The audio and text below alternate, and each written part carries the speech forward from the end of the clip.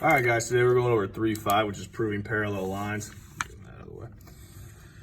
All right, so we have the converse of corresponding angles postulate. So if two lines are cut by a transversal so that corresponding angles are congruent, then the lines are parallel. So if angle 1 is congruent to 3, 2 is congruent to 4, 5 is congruent to 7, and 6 is congruent to 8, then A is parallel to B.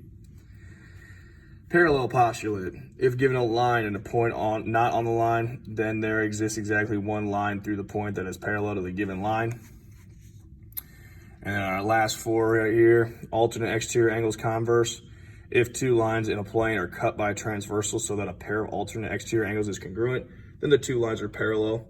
So all these are, guys, we're just trying to say that if 1 and 3 are congruent, then these two lines are parallel. So the opposite of what we did in section 2. So consecutive interior angles converse. If two lines in a plane are cut by a transversal so that a pair of consecutive interior angles is supplementary, then the lines are parallel. Alternate interior angle converse. If two lines in a parallel plane, I can't even talk. If two lines in a plane are cut by a transversal so that a pair of alternate interior angles is congruent, then the lines are parallel.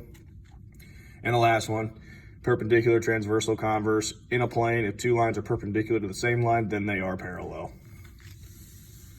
All right, so now we're over here and we're going to state what converse goes along with the different angle relationships we have over here. So angle 2 and angle 8. Angle 2 is right here. Angle 8 is right here. So those are alternate interior angles. So we're going to use 3.7, alternate interior angles converse.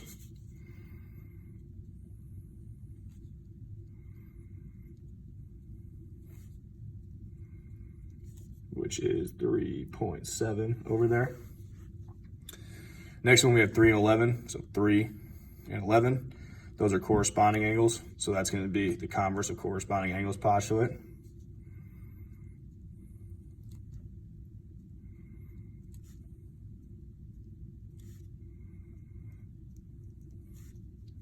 And that is 3.4.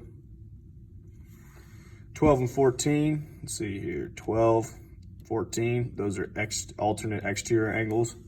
So we're going to use the alternate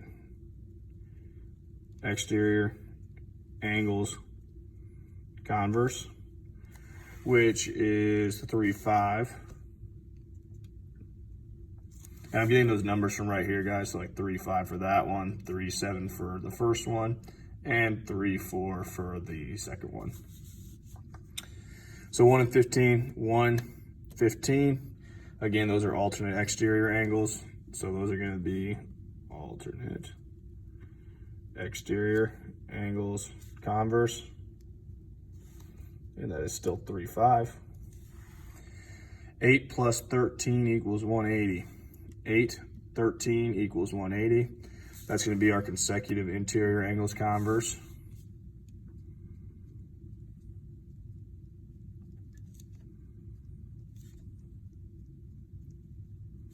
Which is 3.6. And then 8 and 6. 8 and 6. That's a vertical angle, so it's just going to be our vertical angles. And then we're going to slap the converse on there. All right, so find Y so that E is parallel to F and show your work. So we're saying that these two are going to be parallel. And so if we look at this guy right here, this 90-degree mark, if this side's 90, this side is 90. So I can mark that as 90. And if this guy's 90, this angle will also be 90 because they are corresponding, and corresponding angles are congruent.